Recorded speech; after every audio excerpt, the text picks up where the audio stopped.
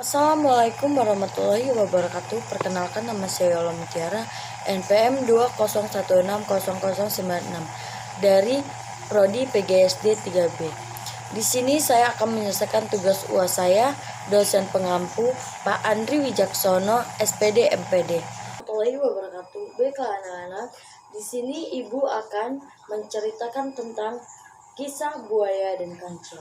Kisahnya seperti ini. Dikisahkan pada suatu hari yang terik, kancil merasa haus dan kelaparan. Tubuhnya terasa lemah setelah seharian tak menemukan makanan. Sehingga ia tiba di suatu sungai yang airnya cukup dalam dan cukup deras arusnya. Di seberang sungai tersebut, ia melihat ada tanaman mentimun sedang berbuah, makanan kesukaannya. Ia sangat gembira dan berminat segera menyeberangi sungai dan makan mentimun segar di seberang sungai. Namun, tiba-tiba ada seekor buaya yang menghalang dan berniat memakannya. Kancil pun mundur dan ketakutan.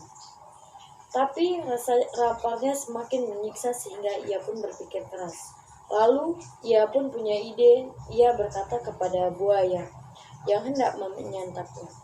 Ia bertanya kepada buaya tersebut apakah ia sangat lapar sehingga akan memangsa dirinya.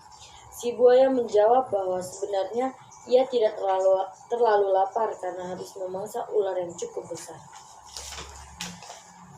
Namun, kancil adalah camilan baginya. Lalu, kancil punya ide yang cemerlang. Ia mengatakan kepada buaya bahwa saat ini dirinya sedang dalam kondisi kelaparan, sehingga tubuhnya kurus kering. Jika ia bisa memakan mentimun di seberang sungai, maka badannya akan semakin membesar dan menggemuk sehingga bisa makan beramai-ramai oleh buaya dan teman-temannya. Lalu ia meminta si buaya untuk memanggil teman-temannya dan berbaris di sepanjang sungai. Agar ia bisa hitung jumlahnya, si buaya pun lalu memanggil teman-temannya dan mereka pun berbaris rapi di sepanjang sungai yang membentang sehingga ke bagian-bagian seberang sungai tempat lahan mentimun itu ada. Kancil pun menginjak barisan buaya itu satu persatu sambil menghitungnya. Setelah sampai pada buaya yang di barisan terakhir, maka ia pun melompat dan sampai di seberang sungai.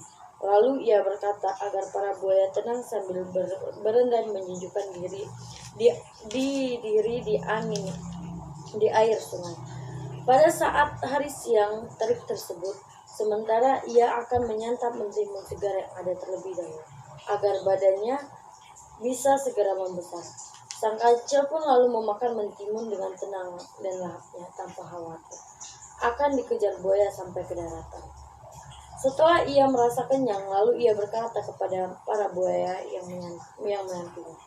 Ia berkata bahwa sepertinya masih memerlukan waktu yang lebih lama agar tubuhnya bisa besar dan cukup bagi semua tanpa harus berebut. Jadi ia pun berpamitan kepada buaya tersebut dengan alasan ia mau mencari makanan lainnya, lalu supaya badannya bisa semakin besar.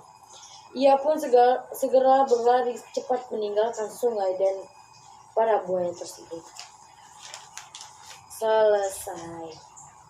Pelajaran yang dapat diambil dan dipetik dari kisah ini adalah kekuatan badan akan kalah dengan kecerdasan otak. Baiklah, sekian dari cerita saya akhiri. Wassalamualaikum warahmatullahi wabarakatuh.